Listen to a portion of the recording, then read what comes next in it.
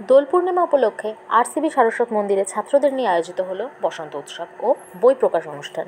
বৃহস্পতিবার দুপুরে শহরের অন্যতম প্রাচীন আরসিবি সারস্বত মন্দির বিদ্যালয়ে বিগত বছরের ন্যায় এবছরও সাংস্কৃতিক অনুষ্ঠানের মধ্য দিয়ে আয়োজিত হয় বসন্ত উৎসব।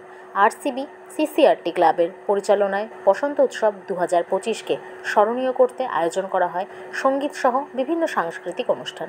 পাশাপাশি দোল পূর্ণিমার প্রাক্কালে আরসিবি সারস্বত মন্দিরের এক শিক্ষক শুভ্রকুমার পালের লেখা প্রাণের ভাষায় মরমের পদাবলী নামক একটি বইয়ের আনুষ্ঠানিক উদ্বোধন করেন স্কুলের প্রধান শিক্ষক বিজন কুমার সাহা। পরম বৈষ্ণব কবি চণ্ডীদাস এবং ভক্ত কবি কাজী নজরুল ইসলামের স্মৃতিবাসরে সমর্পিত করা হয় এই বইটিকে। এই দিন প্রদীপ প্রজ্বলন করে অনুষ্ঠানের আনুষ্ঠানিক সূচনা করেন বিদ্যালয়ের প্রধান শিক্ষক বিজন কুমার সাহা।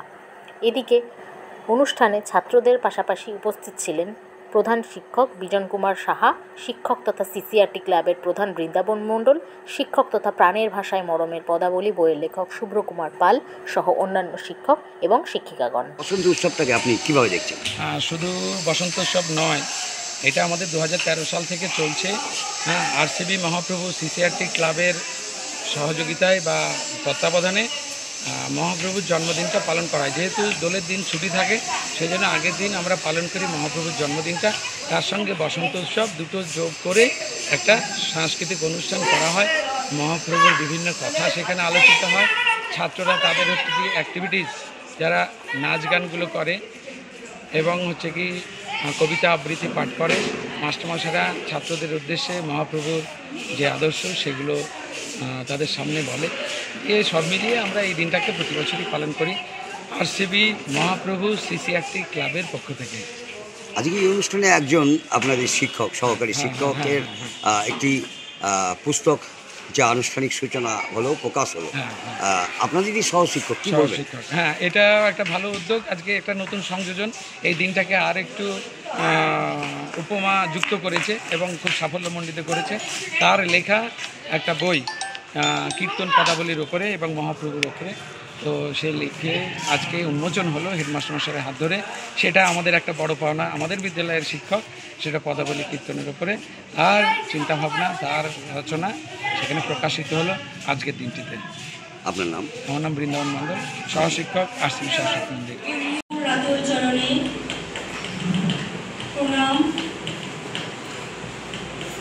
দোল পূর্ণিমার প্রাক্কালে আমরা আজকে একত্রিত হয়েছি তাঁর জন্মদিন দোল উৎসব পালনের জন্য। শ্রীমন মহাপ্রভুর এই জন্মদিন, জন্মলগ্ন উপলক্ষে আমাদের এই নবদ্বীপ আন্তর্জাতিক ক্ষেত্রে এক বিশেষ মাত্রা ও স্থান পেয়েছে, যার জন্য আমরা প্রত্যেকেই গর্বিত। নজরুল ইসলামের কৃষ্ণ প্রেম গৌরভক্তি নিয়ে অসংখ্য গান রয়েছে, তার মধ্যে একটি আমি পরিবেশন করার চেষ্টা করব।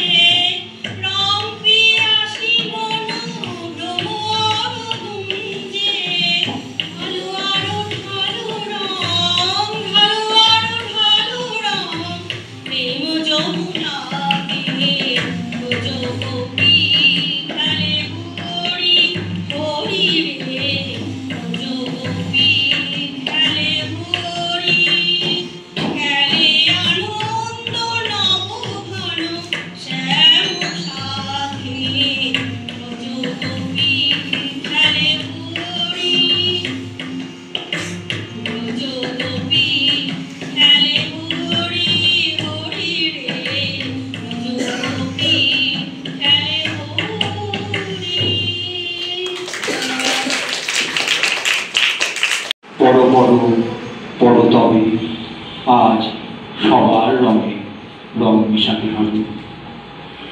এই রঙের উৎসবকে আরো রঙিন করে তুলব আমরা। অত্যন্ত আনন্দঘন মুহূর্তে এসে আমরা উপস্থিত হয়েছি। এবার আমাদের সবার প্রিয় শিক্ষক সহকর্মী, তোমাদের শ্রদ্ধেয় শুভ্রবাবুর স্বলিখিত রাধাকৃষ্ণের প্রেম রস বিরহ এই নিয়ে উপজীব্য একটি অত্যন্ত মূল্যবান কাব্যগ্রন্থ প্রকাশিত হতে চলেছে, যেটা তোমরা পড়বা।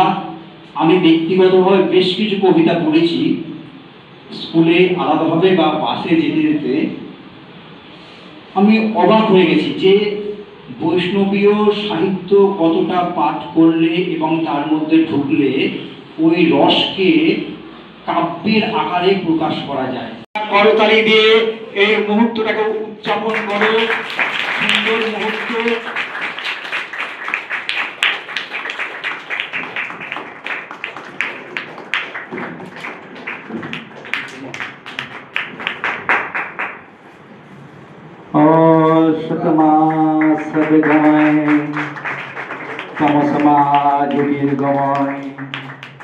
হে প্রভু, আমাকে অন্ধকার থেকে আলোর পথে নিয়ে যাও, আমাকে অসত্য থেকে সত্যের পথ দেখাও। সুন্দর একটা মুহূর্ত। আমাদের প্রিয় সহকর্মী, তোমাদের শ্রদ্ধেয় শিক্ষক শুভ্রবাবুর বই আনুষ্ঠানিকভাবে প্রকাশ পেল, তোমরা দেখছো। আমরা আশা করব যে আগামী আমরা শুভকামনা জানাই। শুভ্রকে অসংখ্য ধন্যবাদ।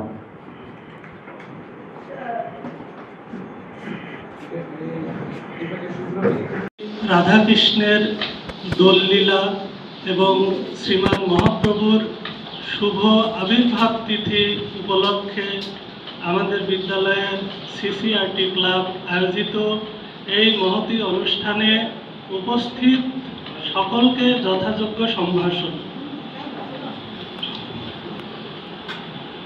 আমার এই বইটা সম্পর্কে বলার তেমন কিছু নেই। আমি এর ভূমিকার মধ্যে আমার বক্তব্য বলে রেখেছি, তথাপি দু চার কথা বলতে অনুরোধ করেছেন। আজকে আমাদের সনাতন সংস্কৃতি লক্ষ বছরের পুরনো, কিন্তু সেটাকে আমরা যথারীতি ভুলতে বসেছি। কারণ আমাদের যে প্রাথমিক স্তর থেকে একেবারে সর্বোচ্চ স্তর পর্যন্ত যে শিক্ষা ব্যবস্থা, তার মধ্যে আমাদের এই সংস্কৃতিকে একটা সচেতনভাবে ঢোকানোর কোনো প্রয়াস আমরা দেখিনি। এই জন্য আমাদের জানারও সেই রকম সুযোগ নেই। পদাবলী সাহিত্য ঠিক সেই রকমই একটি বিষয়, আমাদের সংস্কৃতির অঙ্গ। এই সাহিত্য সম্পর্কে আলাদা করে অনুসন্ধান না করলে এ সম্পর্কে আমাদের অজ্ঞানতা থেকে যায়, জানা সম্পূর্ণ হয় না। এই যে সাহিত্য, এটা জানার তেমন বিশেষ কোনো উপায় নেই।